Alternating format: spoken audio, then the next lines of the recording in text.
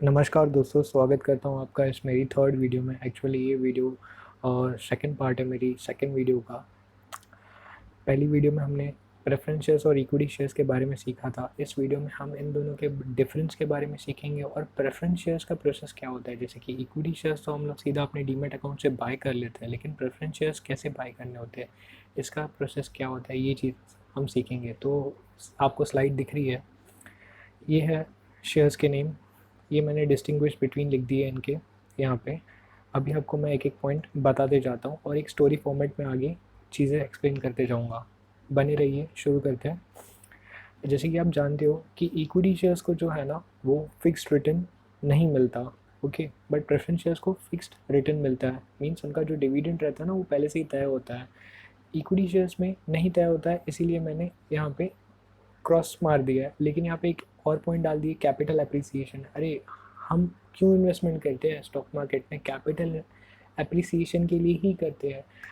एक एग्जांपल लेता हूँ, आज मैंने प्रॉपर्टी परचेस की 10 लाख की, ठीक है। आगे जाके इन फ्यूचर में मैं एक्सपेक्ट करूँगा ना कि वो प्रॉपर्टी की वैल्यू बढ़े, 15 हो, 16 हो, 17 हो, 20 लाख हो, 50 लाख तक हो, ऐसे एक्सपेक्ट करूँगा ना। तो ये मेरा पैसा जो बढ़ रहा है उसको ही कहते हैं कैपिटल अप्रिसिएशन। उसी तरह अगर मैंने आज कोई शेयर खरीदा, ठीक है, तो उसकी प्राइस बढ़ती जानी चाहिए, ऐसा मैं एक्सपेक्ट करूँगा। और उस एक्सपेक्टेशन मीन्स वो जो प्राइस बढ़ रहा है उसे कहते हैं कि कैपिटल अप्रिसिएशन।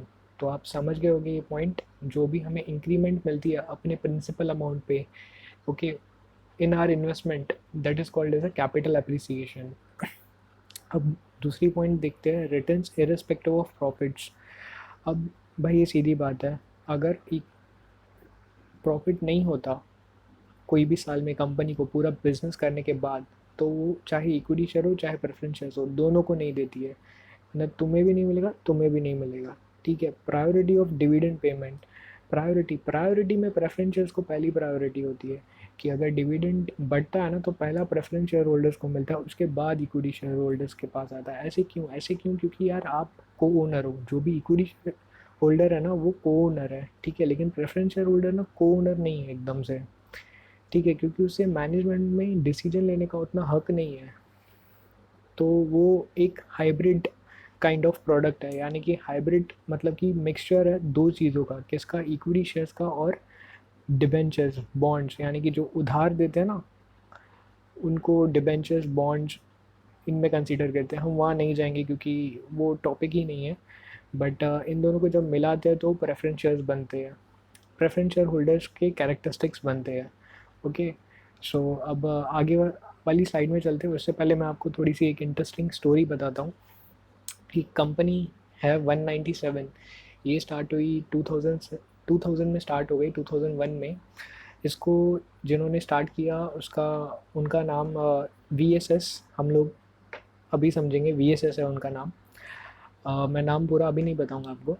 VSS उनका नाम है। सो जब भी उन्होंने स्टार्ट की कंपनी तो 8 लाख रुपीज़ से स्टार्ट की। और कंपनी का इनिशियल बिजनेस क्या था?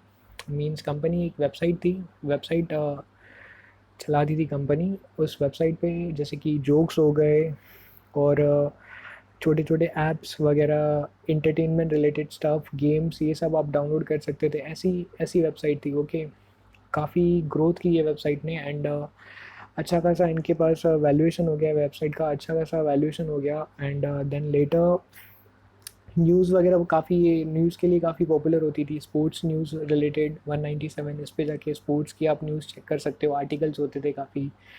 2010 में जो VSS जी है फाउंडर, उन्होंने इस कंपनी के मैनेजमेंट को कहा कि हम लोग अभी इसी वेबसाइट के थ्रू न्यू वेंचर में एंटर होते हैं। न्यू वेंचर वो ये था कि ई पेमेंट, यानी कि इलेक्ट्रॉनिक पेमेंट्स, जैसे कि इंटरनेट के थ्रू पेमेंट्स करना, ओके। बट कंपनी ने उस टाइम डिनाई कर दिया, कहा कि नहीं, इसके लिए काफ़ी फंडिंग लगेगी और काफ़ी इन्वेस्टमेंट, काफ़ी पैसा हमें खर्च करना पड़ेगा। और देन पता नहीं रिटर्न मिलेगा नहीं मिलेगा, कौन अपनी सर्विसेज अफोर्ड करेगा, क्योंकि तब इंटरनेट नहीं थी इतनी, इंडिया में इतनी इंटरनेट पॉपुलर नहीं थी, सच में नहीं थी।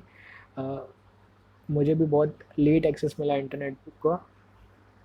सो कंपनी के मैनेजमेंट ने मना तो कर दिया, लेकिन VSS जी जो थे वो भाई बहुत ही चैलेंजिंग है। आज भी वो पर्सन बहुत चैलेंजिंग और बहुत ही दूरदृष्टि रखने वाले पर्सन है। एंड उन्होंने कहा कि नहीं यार मैं तो चालू करूँगा। उन्होंने कहा जहाँ कहाँ से 20 लाख रुपीज़ का जुगाड़ किया, उन्होंने और एक वेबसाइट चालू की। एंड उन्होंने कंपनी चालू कर दी, लेकिन 197 के अंडर ही उन्होंने चालू की कि 197 एज अ पेरेंट कंपनी, और वो जो कंपनी उन्होंने चालू की वो उसकी चाइल्ड कंपनी। अभी कंपनी ने स्टार्ट किया, शुरू में DTH होता था। DTH अभी तो अमेज़ॉन प्राइम ये सब आ गया है, तो लेकिन डिश इनके रिचार्ज वगैरह, इंटरनेट, मोबाइल रिचार्ज एंड अपने और बहुत सारे ये पेमेंट्स जैसे कि electricity bill, prepaid other bills ऐसे।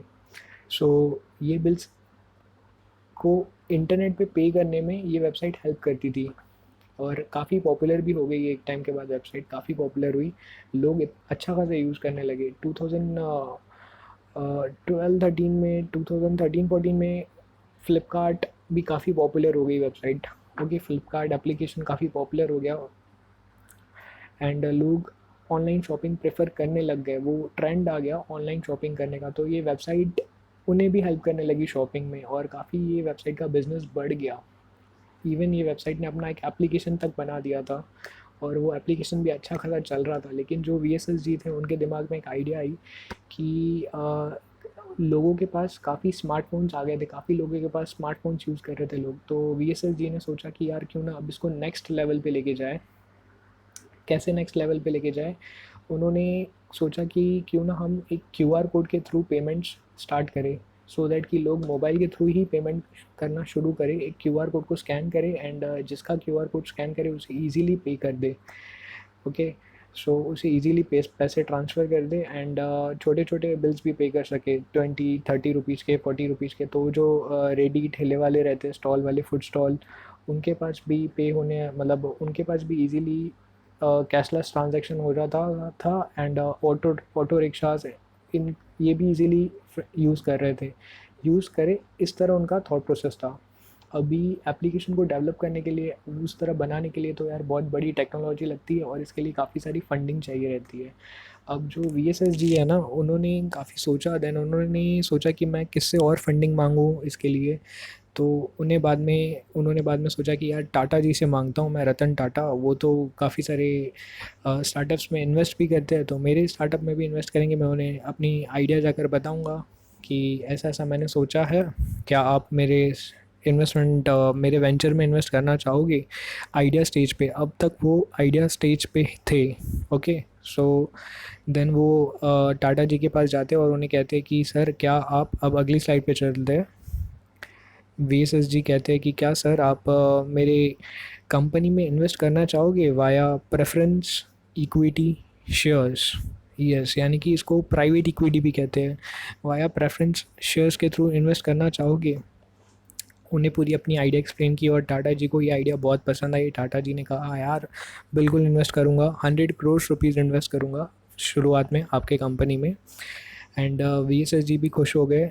लेकिन अभी टाटा जी कुछ क्वेश्चंस पूछते हैं VSSG को, और वो क्वेश्चंस मैंने यहाँ पे लिखे हैं स्लाइड पे। ओके, ये इस स्लाइड पे लिखे हैं, तो आप ये क्वेश्चंस देखना अच्छे से। अब मैं एक एक बताते जाऊँगा आपको ये क्वेश्चन क्या क्या पूछ रहे हैं। टाटा जी कहते हैं कि VSSG मैं आपके कंपनी में इन्वेस्ट कर रहा हूँ 100 करोड़ रुपीज़, लेकिन आप मुझे ये लौटाओगे कितने सालों बाद। ओके, VSSG उन्हें सिंपली कहते हैं कि सर आप 2015 में इन्वेस्ट कर रहे हो, हम लोग आपको 2022 में लौटा देंगे। VSSG कैसे, टाटा जी बोलते हैं कि सर कैसे लौटाओगे हमें पैसे। तो VSSG उन्हें एक्सप्लेन करते हैं कि सर देखो आप अभी प्रेफरेंस शेयर्स के थ्रू हमारे वेंचर में पैसे इन्वेस्ट करोगे। ओके, देन हम प्रॉफिट बनाएंगे, बिजनेस वो पैसे से हम लोग अपने ऑपरेशंस को बढ़ाएंगे, और उससे हम लोग प्रॉफिट कमाएंगे। प्रॉफिट कमाते कमाते हम एक दिन एक्सचेंज के ऊपर अपनी कंपनी को लिस्ट करेंगे, यानी कि प्राइवेट कंपनी से पब्लिक कंपनी में करेंगे, और इक्विटी शेयर्स को इनवाइट करेंगे अपनी कंपनी में इन्वेस्ट करने के लिए, और बदले में उनको अपनी कंपनी के शेयर्स देंगे।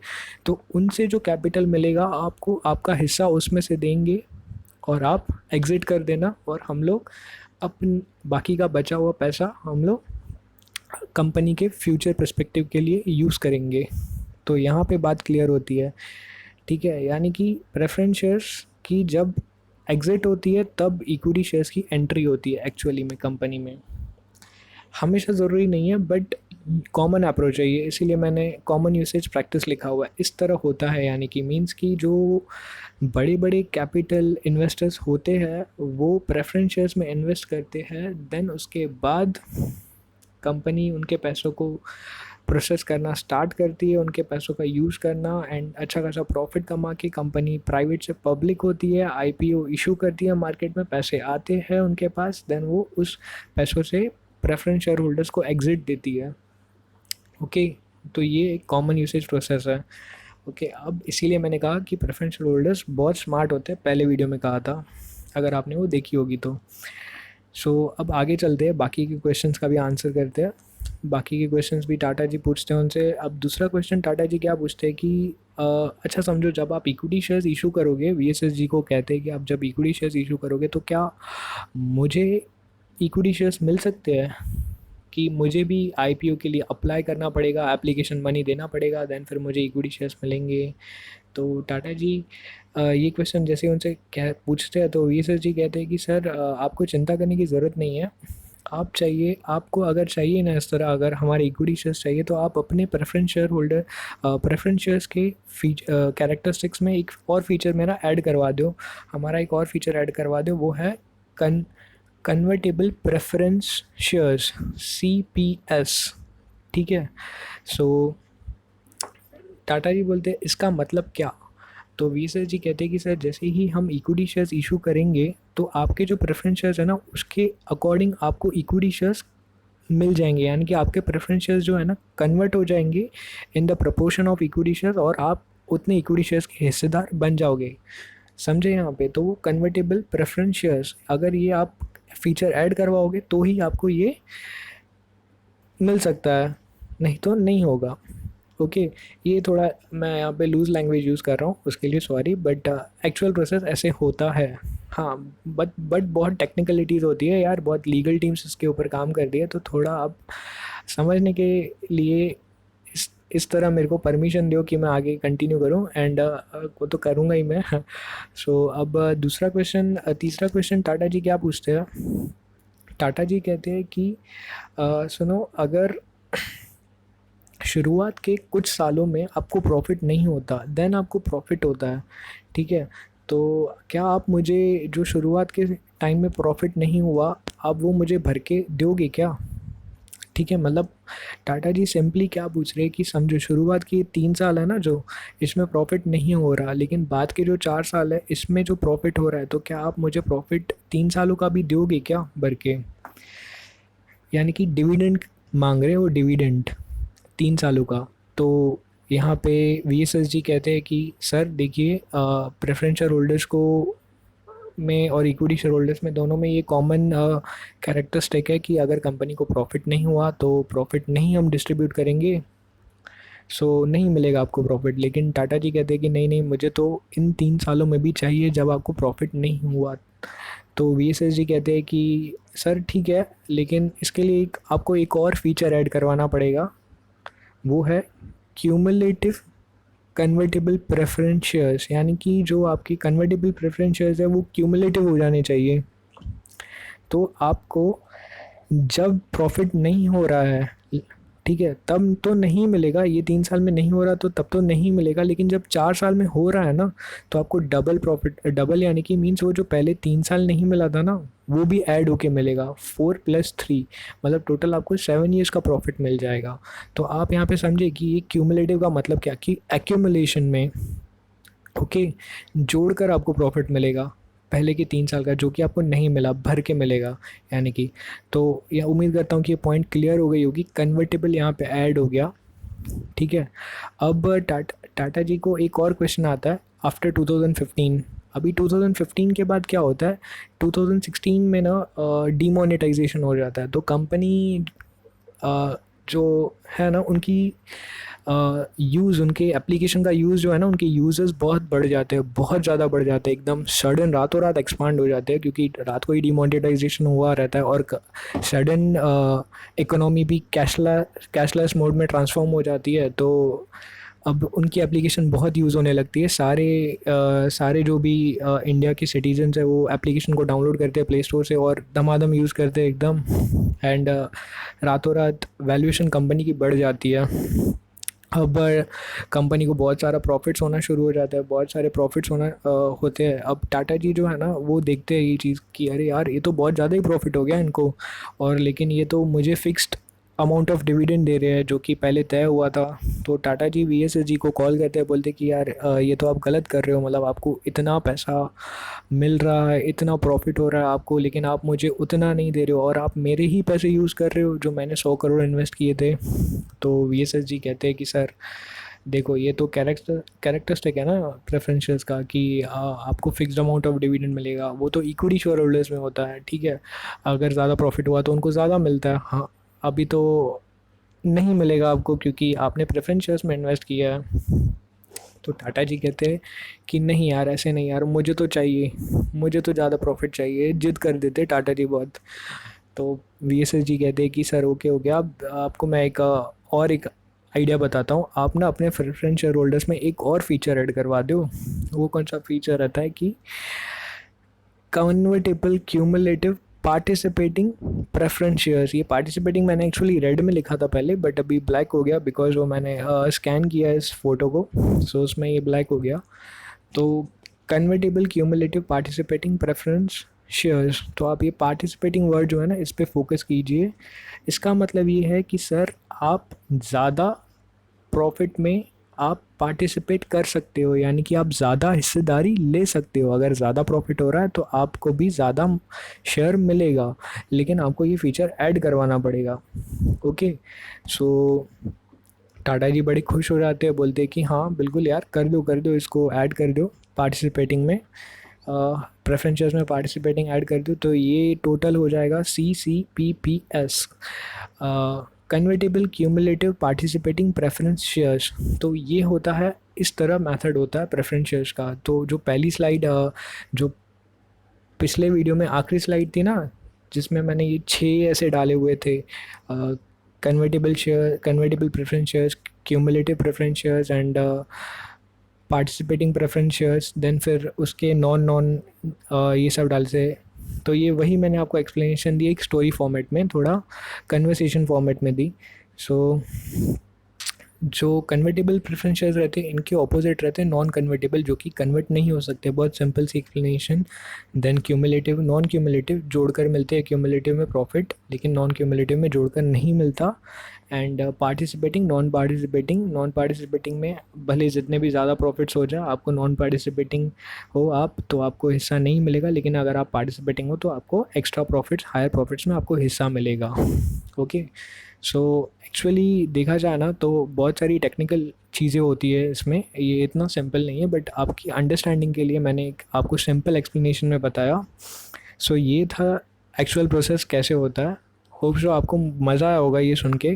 एंड दूसरा मैं मयूर को थैंक यू कहना चाहूँगा।